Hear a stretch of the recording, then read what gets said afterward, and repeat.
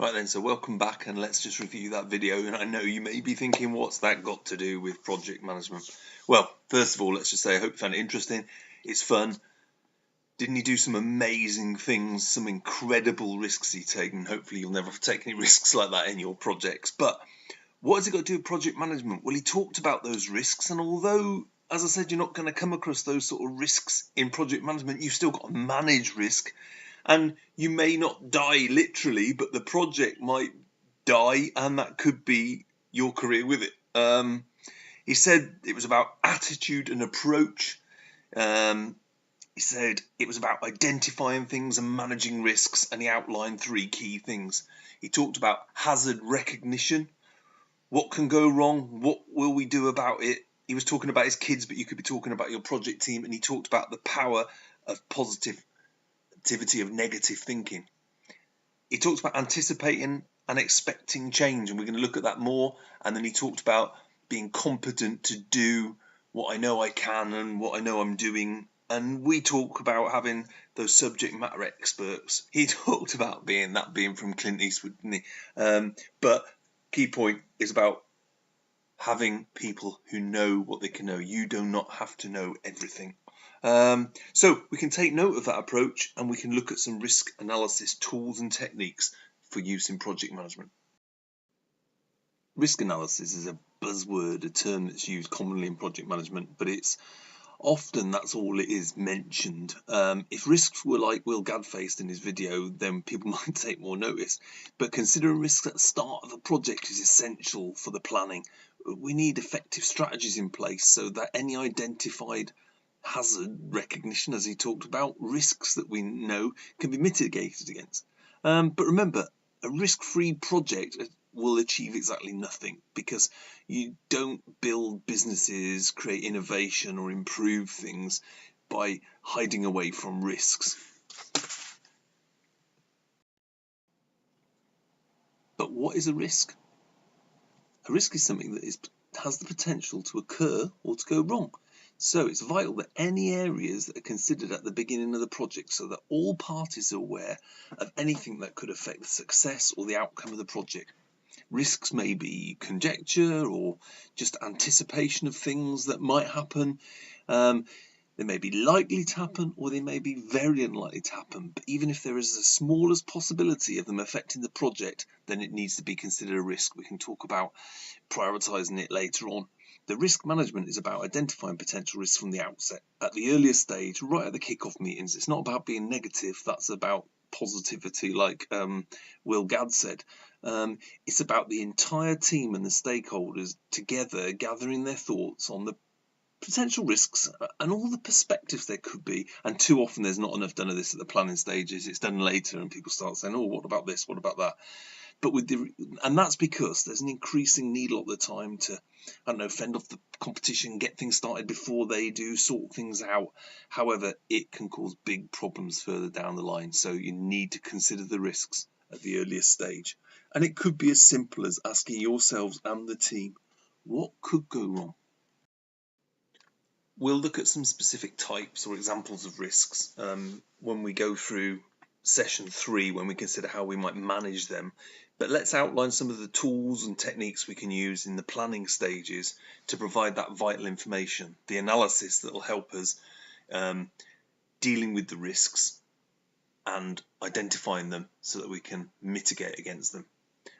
And there's a number of them. We'll consider the fishbone. We talked about that in Unit 514, so we won't need to go back over that. We'll look at risk logs and registers. We'll look at red, amber and green, RAG for short. We'll look at risk matrix. We'll look at sensitivity analysis, urgency assessments, FMEA and Delphi.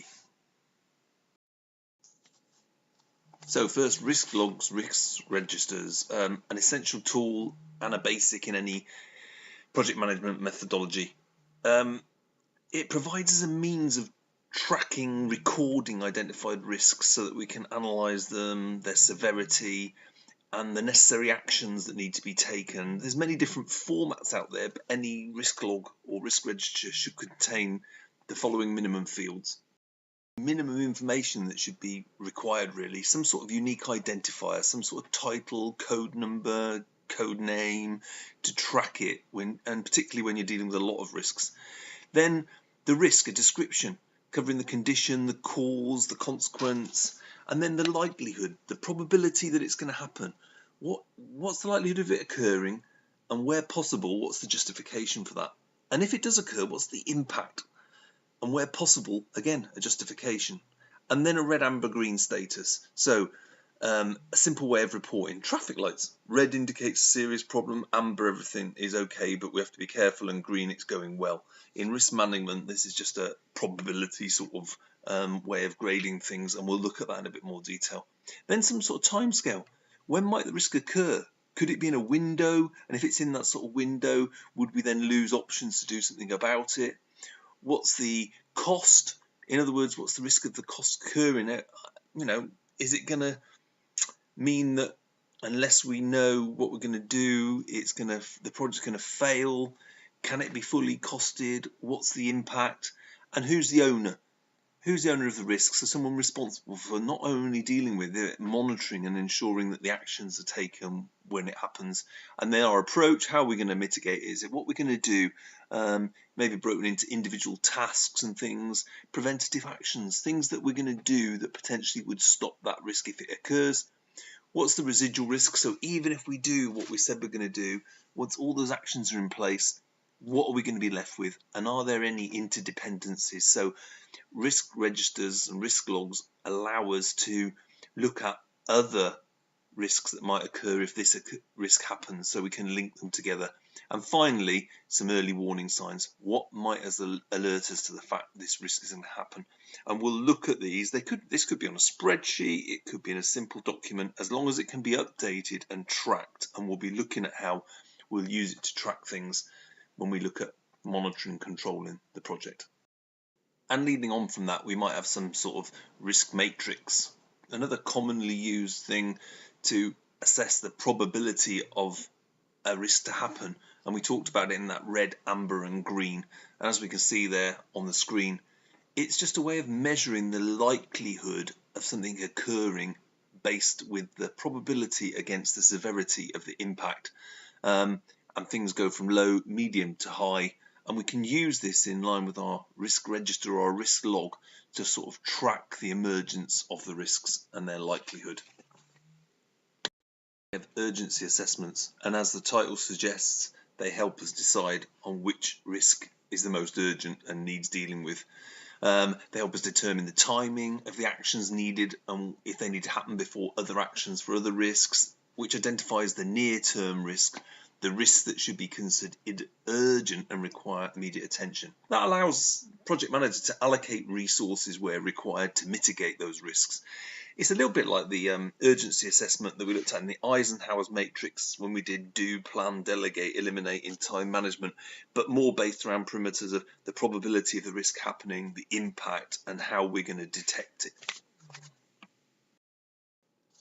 Another way we might choose to look at our risks is using a sensitivity analysis. So what is it? It's a tool and a means of modelling the risks to a project, looking at individual elements. So it might be resources, outputs, inputs, and analysing all the risks that we have and their impact on those different areas. So, for example, we might use it to back up a recommendation of which way we're going to go. So at planning stages, it might even be deciding on which is the best option, depending on how the risks and how the project is sensitive to certain risks. It might even be about even choosing which projects are going to go ahead. So how do we go about it?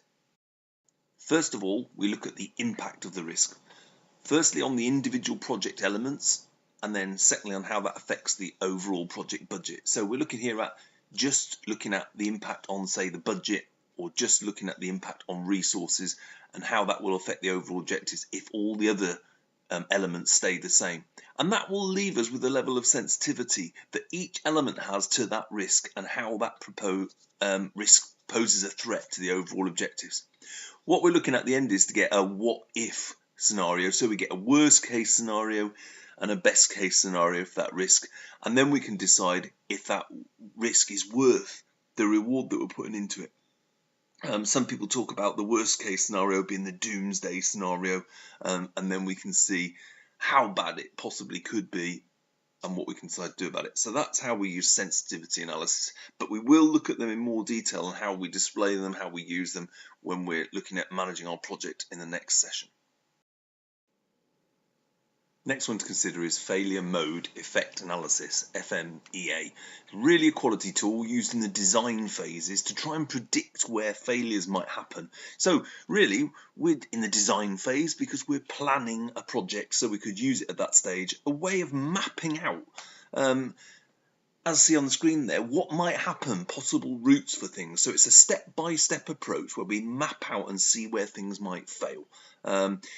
Could be used on elements of the project, risks on the project, to see what effect they're going to have. So we have the issue, the possible reasons, the possible impacts and outcomes, possible causes, recommended actions, and then tools and responsibilities for carrying out those actions. So a little bit like our risk log that we looked at, really. So that's FMEA, and it's a way of planning out and managing risks. The final technique we're going to look at is the Delphi technique, used mainly in decision making, working out complex issues, and some of these can be complex, these risks we're talking about. Remember Will Gadd, the bloke who climbed Niagara Falls? One of his key factors he talked about was competence, and you can't know it all. Well, the Delphi technique is one that can be used here because it's about asking and using SMEs to estimate things like the probability or the outcome of a future event. And that's what our risks are, aren't they? A possible future event. And to do that, it uses structured questions, options or scenarios, which are then evaluated by the SMEs. And that might be part of your impact assessment or your sensitivity analysis, where you don't know enough. So you're using experts to look at how it might impact on certain areas. And the process might look something like this. You could define the problem, so clarify the situation, the scenarios, etc., and then identify a group of experts to be involved, so your SMEs. You need to choose a facilitator because there needs to be a neutral person who's familiar with the topic but can sort of facilitate. And then the experts each evaluate the options independently, and that's the key. They do it independently, and they're all sent the same information, and then we collate their evaluations when they come back from them. These are then recirculated and back to the entire group, and then they contemplate the evaluations, the rationale of their peers, and then revise their evaluations. Again, the people aren't named at that point, so we just need to number these so that we can track them. And once they come back, we just continue to repeat that process, and it's a process of elimination, really, until we get a completed detailed analysis of what might happen, and then we can look at that, brainstorm it, maybe by the project board or the project team, so they can work out what they're going to do or how they evaluate the process. So as I said, this could be part of that sensitivity analysis where we're looking at what if situations. So that's the final tool we're going to look at as part of risk analysis. There's a little bit more in the resources and you can research them further, but now we're going to look at documentation that might be around.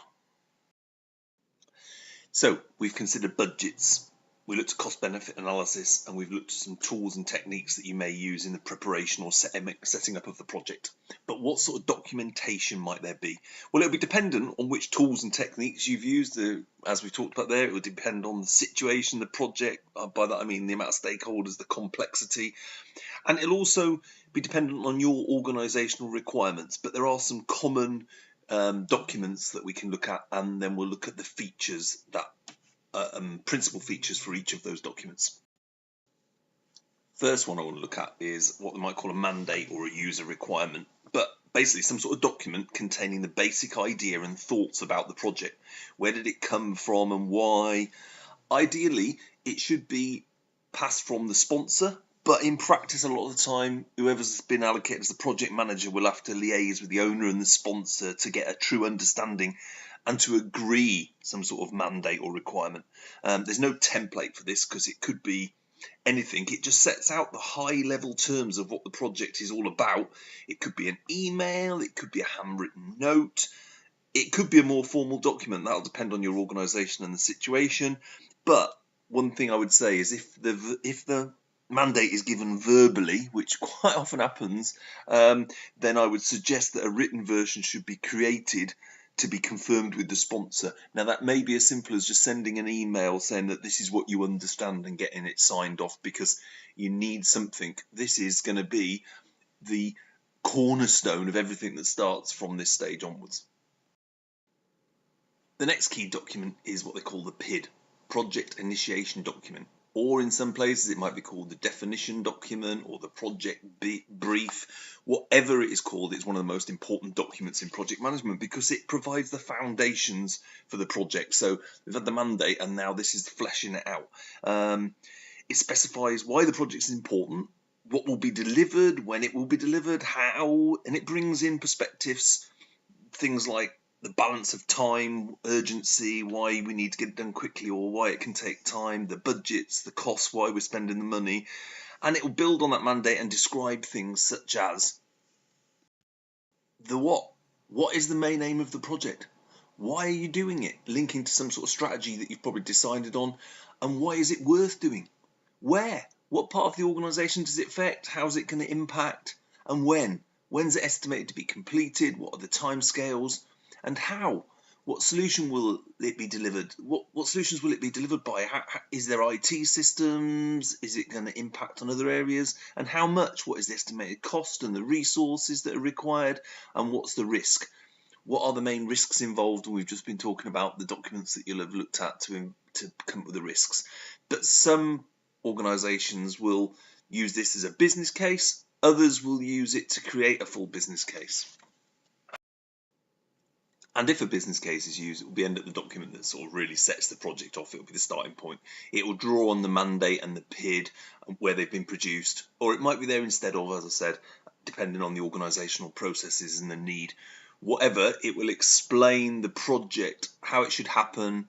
It will summarise the project, the problem, any issues. It will be comprehensive, a detailed document, and it will be persuasive and justify any investment that's being made in the project. Other documents could be things that we looked at in Unit 506, building relationships. There might be a stakeholder map with some analysis, and there might be a project charter, which will be a statement giving the scope, the objectives, the people who are participating in the project. It's basically defining the roles, the responsibilities of the participants, and then it'll outline the objectives and the goals for the project. And there may be a few other documents that will be floating around, such as things we've already discussed, like a Reiki matrix and a Gantt chart, which we've mentioned and we'll talk about a little bit more later. And as we go through the next session, when we talk about managing the project, there's going to be more and more documents that come out, which you can add to your list. But two major ones that are going to stem from all this is first the project comms plan, setting out how people and when people will be communicated with, so stakeholders, team meetings, etc. When people will be informed and updated, meetings, status reports, reviews, who and how and when people will be involved and whose responsibility is. And then secondly, the big one, the project management plan or the project plan. That's going to wrap up a lot of the things we've already talked about. There may be many of the other documents, and this may not just be one document, it may be grouped documents together. But it needs to contain everything that needs to be known about the project, how you're going to manage it, such as tolerances, variances, risks, change control approach. We're going to look at that in the next session. How we'll judge success, and we'll be looking at that in the next section. What the quality standards are, and as a minimum it will include the scope, the schedule, the cost, and some sort of work breakdown structure showing who's doing what and when, and we'll look at that. As I said, we're going to cover more documents as we go through, and it's going to vary dependent on your organisation. So we're just going to do a quick activity to look at that. So there's no formalised worksheet for this activity.